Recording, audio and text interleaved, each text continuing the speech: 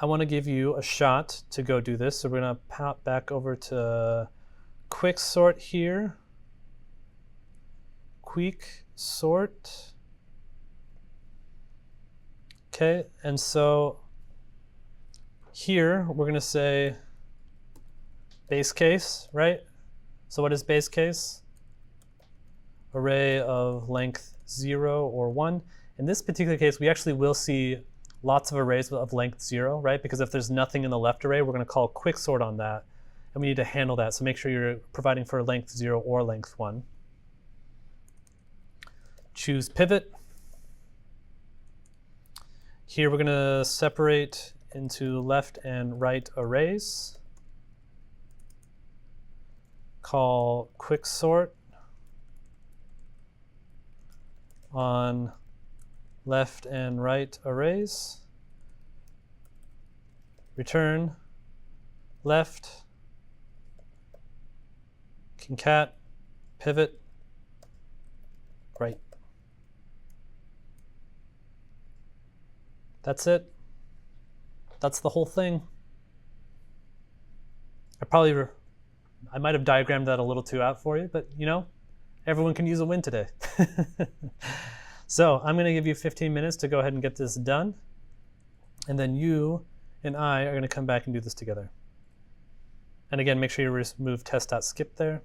And yeah, again, the sorting visualizer is not going to help you with this. So the question is if I have duplicates in my arrays, so if I have 5 and my pivot is 5, does the duplicate 5 go on the left or does it go on the right? And the answer is, doesn't matter.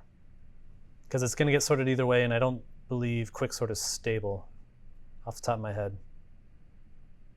I have to look. But in any case, in general with those kind of calls, it's just be consistent. So if it's going to go left, always put it in the left. If it's going to go right, always put it in the right. But in the end, it just be consistent.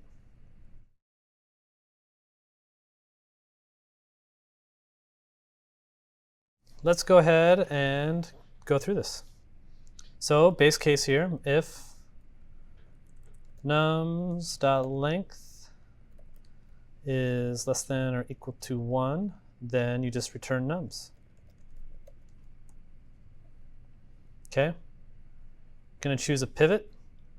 In our case, we're just always going to go with the last one. So const pivot equals nums of nums.length minus 1. So that's going to be our pivot. And we'll separate into left and right arrays. So we're going to say const left equals empty array, const right equals empty array. And then we're going to say for let I equal 0, I is less than nums dot length minus 1, because we don't want to, the pivot is the last number, so we don't want to capture that one, I plus plus. And we're going to say if nums of I is less than pivot, then we're going to say left dot push nums of I, else right dot push nums of I.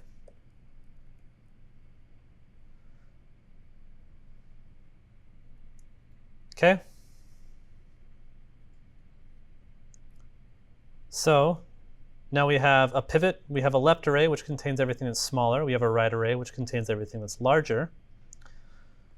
So we can say const sorted left equals quick sort left. Const sorted right equals quick sort right.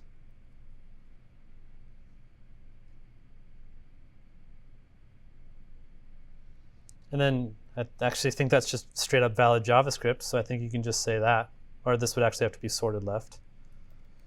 sorted left, sorted right.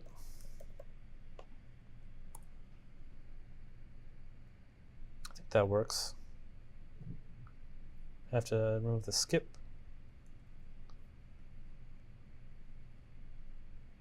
And quick sort. Did I do it right? There it is. So pivot's fine, even though this is just a number. Cat is smart enough to say, it's like, this is just a number, it's not an array, so I'm just going to insert this as an item in the array. If you looked at my course notes, I actually combined these 3 lines into one, and I said return ... quick sort left pivot ... quick sort right, like this. And this should work as well, but let's just make sure. Quick sort, where are you? Right there.